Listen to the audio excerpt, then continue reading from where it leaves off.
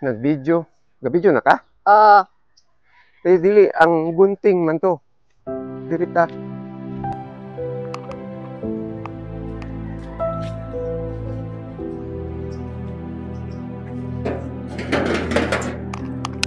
Good morning, everyone, or magandang umaga sa inyong lahat. I have here yung i-share ko sa inyo, dalawang gunting. This is panggawa ito, pang-cut ng yung mga sanga, yung mga bonsai materials natin. So this is made in, and this one is mas better, mas maganda siya. It is made. So ang pinakaiba nito is ma-extend yung handle niya, so pwede mo maka-cut sa mataas at saka hindi matigas ganyan. So may sample dito, baba ito isa. So this one here, yan, baliktad. So ano yan, so kailangan i-extend para pag cut mo hindi masyadong matigas. cut. Ano yung magiputol? Sabi mo cut. Bantay kang mama.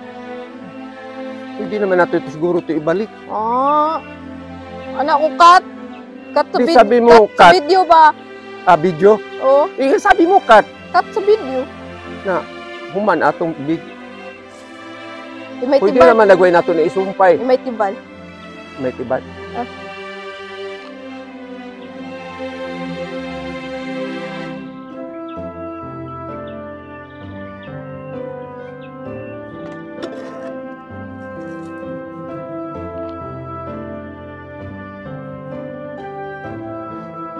Hindi pa man siguro ito idugtong. Bantay ka mama. Huwag kang magsumbong. Ibog ikat. Bibilan na lang kita ng ice cream. Lagyan ko lang ito ng stick, ititape ko. Tapos sabihin na lang natin na kinagat ng pusa kaya na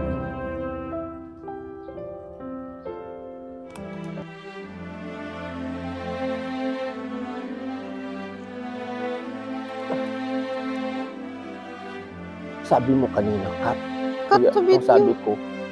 Basta may hawak na tayo ng yung gunting. Huwag kang mag-cut. Sabi mo, stop, hindi cut. Cut ng video. Akala ko putulin tuloy. Sabi ko, sample naman ito. Hindi man ito, parang yun ang gagawin. So, hindi man ito mahalata. Siguro ba sana mabuhay ito.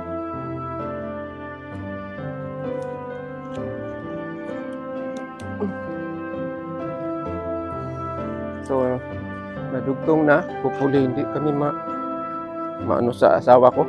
So, balik na lang tayo dito. Nagka-aksidente. Yun, pag makihawak kayo ng gunting, sabihin mo lang sa yung mag-filming kayo na hindi cut kasi bigla pag gunting na yan talagang puputulin talaga. So, ganyan ang nangyari. Ang isip ko kasi i-cut, pinutol ko tuloy. So, okay na. So, this is it. Maganda itong gunting for paghawak. So, proceed na ako sa gawain ko everyday with my bonsai. So, may dalawa akong ganito. Magay ko dito sa upuan. Then, at my usual daily routine, ngayon maglagay na ako ng fertilizer dong banda. Also, trimming of my bonsai materials. So, let's go! Nais ko mabuhay sa haba ng panahon. Kung ikaw ang kapiling ko, ang aking bonsai at RC. Ay, ito na ang ko, mga ayusin na yun. So, it's my routine. Iti-trim, lagyan ng abono. So, ito silang lahat. Tapos, of course, naglaro ako ng RC ko. So, simula na ako.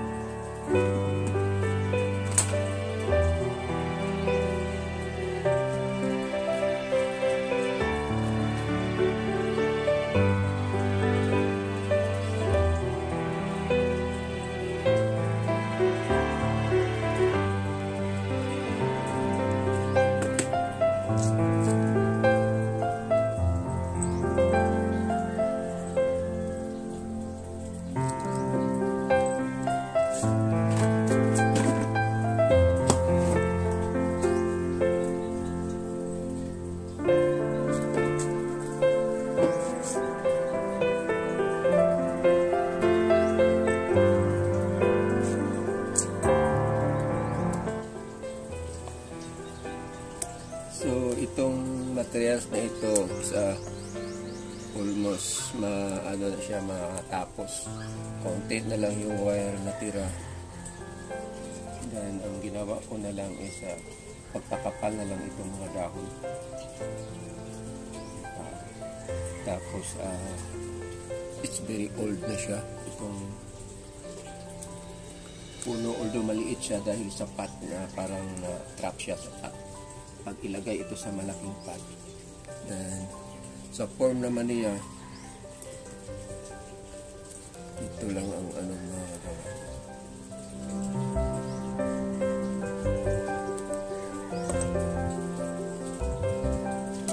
Focus ko yung tsura niya ng niya, yung punuan. So yan. So totally matanda na siya.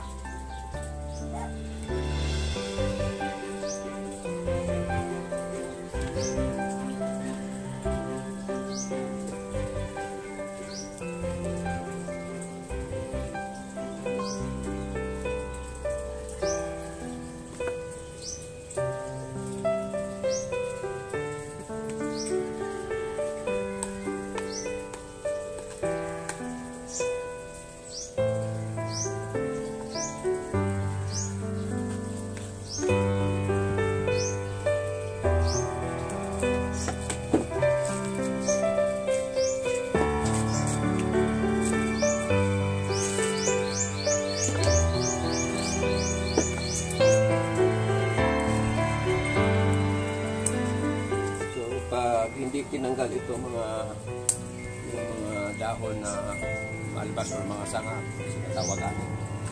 Yun ang makadili nila sa pagtubo.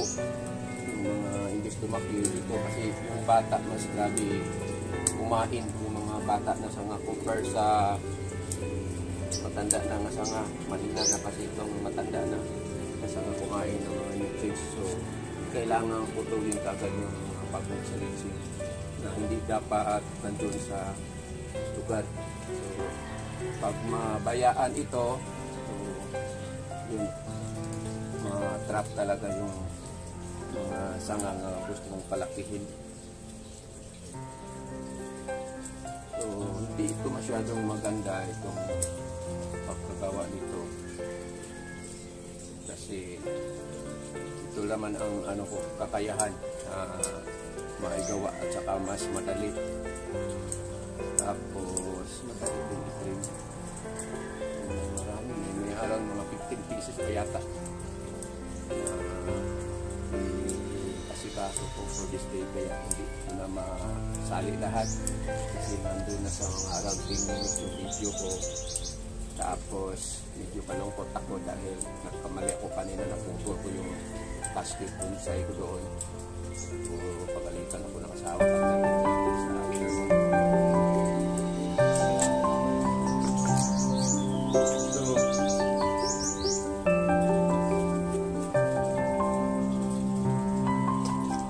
So for this morning, it's already 8 o'clock in the morning. So I think it is medium or 75. So maraming salamat sa panonood. God bless you all. Have a nice day.